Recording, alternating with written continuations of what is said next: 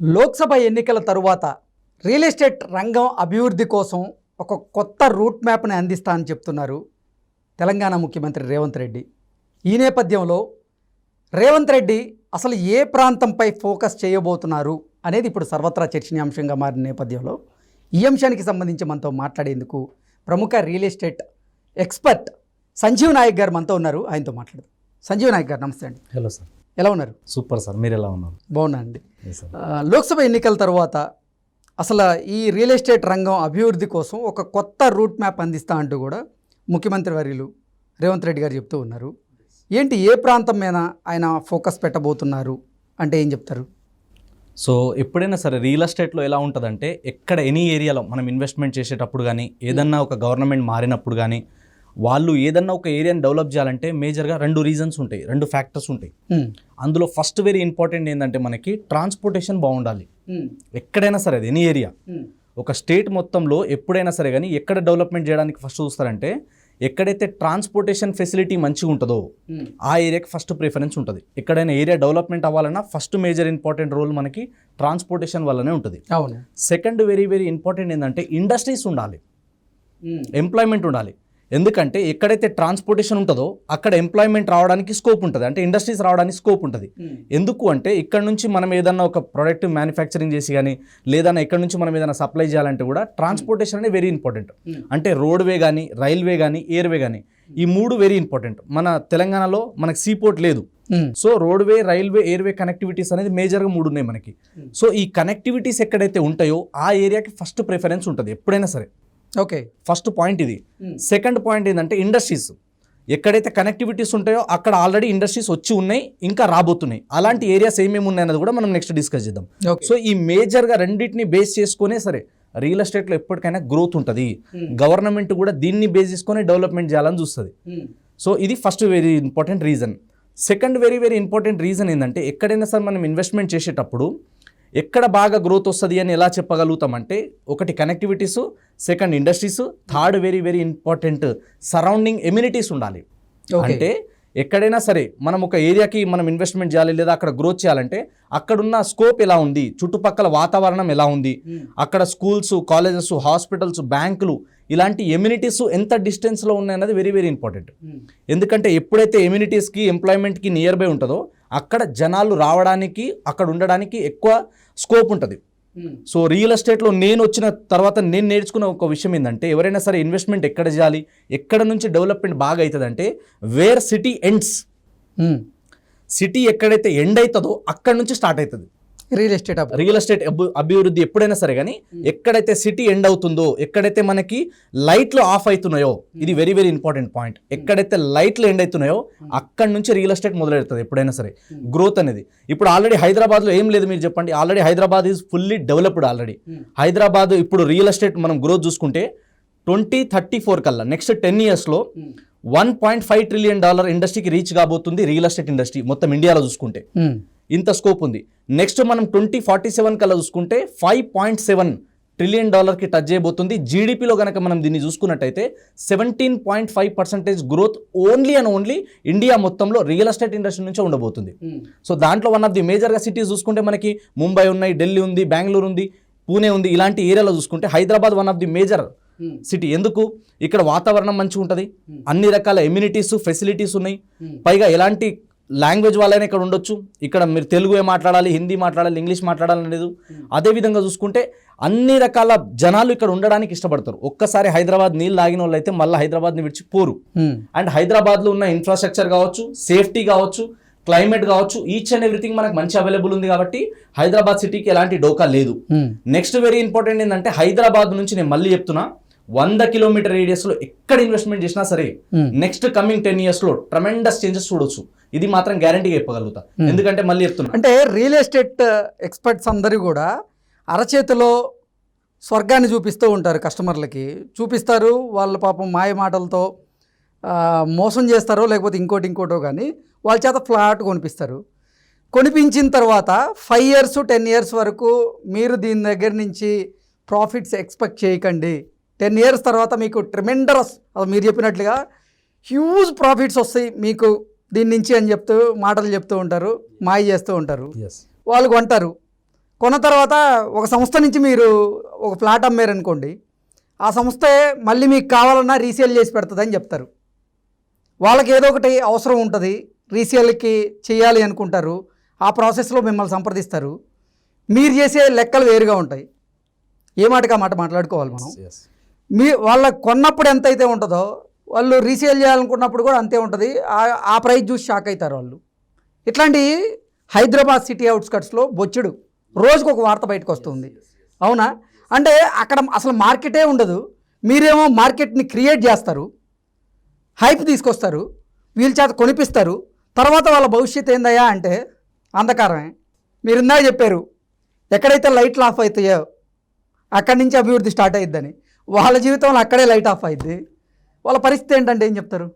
So real ఎస్టేట్లో చాలా మంది మేజర్గా మిస్టేక్ చేసేది ఇదే. మీరన్న పాయింట్ ఏంటంటే ఇక్కడ ఈ డెవలప్మెంట్ వస్తుంది, ఆ డెవలప్మెంట్ వస్తుందని ఒక్కొక్కరు లంబా చోడ చెప్తారు దాన్ని. సో రియాలిటీ ఏంటంటే రియల్ ఎస్టేట్ రియాలిటీ ఏంటంటే ఎక్కడైనా మనం ఒక ఏరియాలో ఇన్వెస్ట్మెంట్ చేస్తున్నప్పుడు మీకు ఆల్రెడీ చెప్పాను, కనెక్టివిటీస్ మంచిగా ఉన్నాయా లేదా అన్న చూడాలి.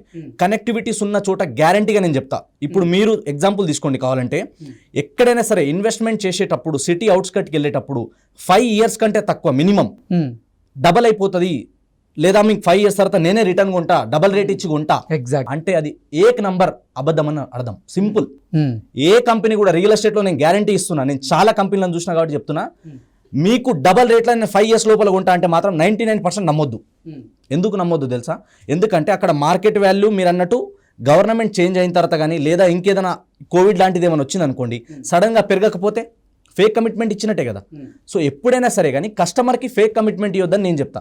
ఫస్ట్ కనెక్టివిటీస్ మంచిగా ఉన్నాయా లేదా చూడండి. ట్రాన్స్పోర్టేషన్తో పాటు చుట్టుపక్కల ఎంప్లాయ్మెంట్ ఎప్పుడైనా చూడండి. ఒక్క ఏరియా డెవలప్ అయితే ఒక్క ఏరియా డెవలప్ అవ్వదు. ఒక్క ఏరియా బాగా డెవలప్ అయిందంటే ఈ ఏరియా నుంచి సరౌండింగ్ 10 నుంచి 30 కిలోమీటర్ రేడియస్ ఎప్పటికైనా పెరుగుతుంది. మనం 10 నుంచి 30 కిలోమీటర్ పోకుండా ఫస్ట్ మనం సిటీ అవుట్స్కట్కి వెళ్ళేటప్పుడు ఆ డెవలపింగ్ ఏరియా నుంచి 10 కిలోమీటర్ రేంజ్లో పోవాలి. ఫస్ట్ 10 కిలోమీటర్ రేంజ్లో. ఇంకొకటి ఏంటంటే మనం ఫస్ట్ పెట్టుబడి ఎంత పెడుతున్నాం అన్నది చూడాలి. దాన్ని బేస్ చేసుకుని రిటర్న్ ఆన్ ఇన్వెస్ట్మెంట్ క్యాలిక్యులేట్ చేయాలి. చాలా మంది కస్టమర్స్ కూడా చేసే ఒక మేజర్ మిస్టేక్ ఏంటంటే, చాలా మంది ఇలా రంగురంగుల బ్రోచర్లు తీసుకొచ్చి ఏదో అడ్వర్టైజ్మెంట్ ఇవ్వగానే ఏం చేస్తారంటే వాళ్ళు తొందరపడి పోతారు, ఇన్వెస్ట్మెంట్ చేస్తారు. తర్వాత వాళ్ళు ఎక్స్పెక్ట్ చేసిన దానికి రీచ్ అవ్వకపోతే రియల్ ఎస్టేట్లో అందరు మోసాలు చేస్తారు, అందరు లాస్ చేస్తారు అనుకుంటారు. బట్ రియాలిటీ ఏంటంటే ఈ రోజు మీరు పెట్టే ప్రతి ఒక్క రూపాయి పెట్టుబడి మీ కష్టార్జితం ఏదైతుందో 10 ఏళ్ల తర్వాత ఎక్కడైనా మీరు విన్నారా? ఇప్పటి వరకు మీ లైఫ్ టైంలో మీరు ఇప్పటి వరకు ఇంతమంది కలిసి ఉంటారు కదా, ఎవరైనా సరే నేను 10 సంవత్సరాల క్రితం అక్కడ ప్లాట్ కొన్నా, హైదరాబాద్ కానీ హైదరాబాద్ సరౌండింగ్ కానీ, అక్కడ అసలు పెరగనే లేదు, రేట్ ఇంకా తగ్గిపోయిందని విన్నారా ఎప్పుడైనా? చాలాసార్లు విన్నా. తగ్గిపోవడం ఎప్పుడు తగ్గిపోతా అంటే అప్రూవల్స్ లేని వెంచర్లలో ఉంటే, కబ్జాలు డబల్ రిజిస్ట్రేషన్లు అయితే అన్న భయం ఉంటే అలాంటి ఏరియాలో ప్రాబ్లం ఉంటుంది తప్ప, అప్రూవల్ క్లియర్ ఉండి నేను చెప్పినట్టు ఏదైతే మెయిన్ టౌన్కి డెవలప్మెంట్ అవుతున్న ఏరియాకి 10 కిలోమీటర్ రేడియస్లో ఉంటే రేట్ అనేది కొన్నిసార్లు ఏదన్నా ఇబ్బందులు వచ్చినప్పుడు కానీ, గవర్నమెంట్ చేంజెస్ అయినప్పుడు కానీ, ఎలక్షన్స్ వచ్చినప్పుడు కానీ కొంచెం స్లో అవుతుంది, లేదా పెరుగుతుంది కానీ తగ్గదు. అండ్ కస్టమర్స్ కూడా ఇన్వెస్ట్మెంట్ చేసేటప్పుడు ఎప్పుడైనా సరే కానీ సిటీ అవుట్స్కట్కి వెళ్తున్నారంటే మిడ్ టర్మ్ లాంగ్ టర్మ్ మీద ఫోకస్ చేయాలి. నాకు ఇప్పుడే ఇల్లు కట్టుకొని ఉండాలి, రెడీ టు మూవ్ అనేటట్టు ఉంటే అవుటర్ రింగ్ రోడ్ లోపల కొనుక్కోవాలి. ఇప్పుడే కట్టాల్సిన అవసరం లేదు, ఇప్పుడే మాకు అర్జెంట్ ఏం లేదు అనుకుంటే 5 years కంటే ఎబోవ్ వెయిట్ చేయగలుగుతా అనుకుంటేనే మనం సిటీ దాటి బయటికి వెళ్ళాలి, లేకపోతే పోవద్దు. దానివల్లనే ఎందుకంటే ఒకరిద్దరికి ఇంకోటి ఏంటంటే కొందరు ఏజెంట్లు కూడా ఏం చేస్తారంటే కొంతమంది నివాస యోగ్యం కోసం కాకుండా కొంతమంది అసలు ఇన్వెస్ట్మెంట్ ఆప్షన్ కింద ప్లాట్లు కొంటూ ఉంటారు. ఎస్, అవునా? అవును. ఎందుకు? మనం దాని మీద ఇన్వెస్ట్ చేస్తే 5 yearsకో 10 yearsకో డబుల్ అయ్యిద్దనో లేకపోతే ట్రిపుల్ అయ్యిద్దనో రియల్ ఎస్టేట్ ఏజెంట్స్ చెప్పే మాటలు విని నమ్మి వాళ్ళు కొంటూ ఉంటారు. ఎస్, అవి డబుల్ కానీ ట్రిపుల్ కానీ 5 times అయ్యే ఆ పరిస్థితి ఉందంటారా ఇప్పుడు? అసలు ఖచ్చితంగా ఉంది. ఎందుకంటే రోజు రోజుకి జనాలు పెరుగుతున్నప్పుడు ఏ ప్రాంతాల్లో ఉంది? సో మేజర్గా మనం చూసుకున్నట్టయితే ఫస్ట్ మేజర్గా నేను చూసినంత వరకు నాకున్న నాలెడ్జ్ ప్రకారం, నేను చూస్తున్న సర్వేల ప్రకారం ఏంటంటే first major highway Bengaluru highway. Bengaluru హైవేలో అప్ టు జడ్చర్ల వరకు ట్రెమెండస్ చేంజెస్ చూడొచ్చు మనం. సెకండ్ వచ్చేసి మనం శ్రీశైలం హైవే చూసుకుంటే కనుక మనకి అప్ టు ఆమన్గల్ వరకు బాగుంటుంది. తర్వాత వచ్చేసి మనకి సదాశివపేట్ ఏదైతే మనకి ముంబై హైవే ఉందో అప్ టు సదాశివపేట్ జహీరాబాద్ వరకు మంచి స్కోప్ ఉంది ఫ్యూచర్లో, అక్కడ వరకు బాగుంటుంది. తర్వాత మనకి యాదాద్రి సైడ్ చూసుకుంటే కనుక మనకి వరంగల్ రూట్లో అప్ టు వరంగల్ వరకు ఫ్యూచర్లో బాగుంటుంది. అంటే ఇమ్మీడియట్గా రాకపోవచ్చు, కొంచెం మనకి యాదాద్రి, ఆలేరు, జనగాం వరకు ఇప్పుడు బాగుంది. ఇన్ ఫ్యూచర్ అప్ టు మనకి వరంగల్ వరకు మంచి స్కోప్ ఉంటుంది. కాబట్టి మనం ఇన్వెస్ట్మెంట్ చేసేటప్పుడు ఎక్కడైనా సరే కానీ డిస్టెన్స్ వెళ్తున్న కొద్దీ ప్రైజెస్ తగ్గుతూ ఉంటుంది. సో మనం అండ్ ఎంత డిస్టెన్స్ వెళ్తే అంత ఎక్కువ టైం వెయిట్ చేయాలి. సో దానివల్ల ఏమవుతుందంటే రిటర్న్ ఆన్ ఇన్వెస్ట్మెంట్ మంచిగా ఉంటుంది. కంపౌండింగ్ ఇంట్రెస్ట్ గురించి చాలా మంది తక్కువ మంది చూస్తారు. వడ్డీకి చక్రవడ్డీ ఎప్పుడు కలుస్తుంది, రాతోరాత అయిపోదు కదా, ఓవర్ నైట్ సక్సెస్ రాదు కదా.